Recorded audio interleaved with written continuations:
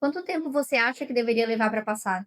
Porque normalmente, quando essa pergunta aparece, não é sobre curiosidade. É porque lá no fundo você já começou a sentir que talvez esteja demorando demais, que tem gente passando mais rápido, que você pode estar ficando para trás, mesmo estudando. E aí você tenta encontrar uma resposta que te acalme, um número, um prazo, alguma coisa que te diga: não, tá tudo bem, você ainda está dentro do prazo. Só que essas perguntas, do jeito que ela está sendo feita, não resolve a ansiedade, ela só muda a forma de aparecer. Porque no fundo, isso não é sobre tempo de estudo, é sobre o que a sua cabeça está tentando fazer quando ela não consegue prever o que vai acontecer. Quando você não sabe quando algo vai acontecer, o teu cérebro, ele tenta compensar isso criando uma previsão, não porque ele tem a resposta, mas porque ele não sabe lidar bem com a incerteza. Então ele começa a fazer contas. Fulano passou em um ano, então talvez eu devesse passar em um ano também. Ciclano demorou 2 anos, então talvez esse seja o tempo normal. E sem perceber, você pega o tempo dos outros e transforma numa régua para medir a sua própria vida. Porque essa régua ela é completamente instável, porque você não está comparando só tempo, você está comparando história, base, rotina, contexto, tudo diferente. E ainda assim, a tua cabeça insiste em transformar isso em prazo, e é exatamente aqui que começa o problema, porque quando você transforma algo incerto em prazo, qualquer coisa fora disso começa a parecer atraso. Quando você coloca um prazo na sua cabeça, mesmo que você não perceba, você cria uma cobrança. E não é uma cobrança leve, é silenciosa, é constante, é difícil de desligar. Porque a partir do momento que você acredita que deveria passar em X tempo, tudo que foge disso começa a ser interpretado como falha. Um simulado ruim já vira um sinal de fracasso. Um dia improdutivo vira prova de que você não está no ritmo. Uma reprovação vira confirmação de que você não está chegando lá. Só que tem um problema nisso tudo. Você está tentando medir o seu progresso com base em uma coisa que você não controla. Você não controla quando vai abrir o edital, você não controla o nível da prova, você não controla quem são os outros candidatos. Mas mesmo assim, você usa o tempo como se fosse uma métrica confiável.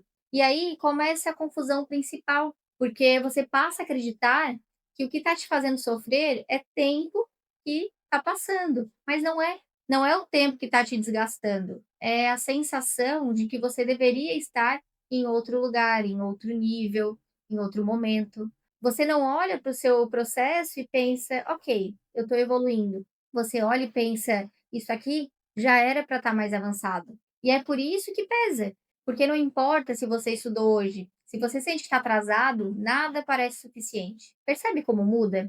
Não é sobre quantos meses ou anos já passaram, é sobre a expectativa que você criou sem ter o controle nenhum sobre ela. E quando você continuar tentando ajustar o seu tempo para caber nessa expectativa, você vai continuar se sentindo em dívida com algo que nem é real, porque não existe um prazo oficial dizendo onde você deveria estar agora. Isso foi sendo construído na sua cabeça, com comparação, com pressão, com urgência. E enquanto você mantém esse tipo de referência, qualquer esforço vai parecer pouco.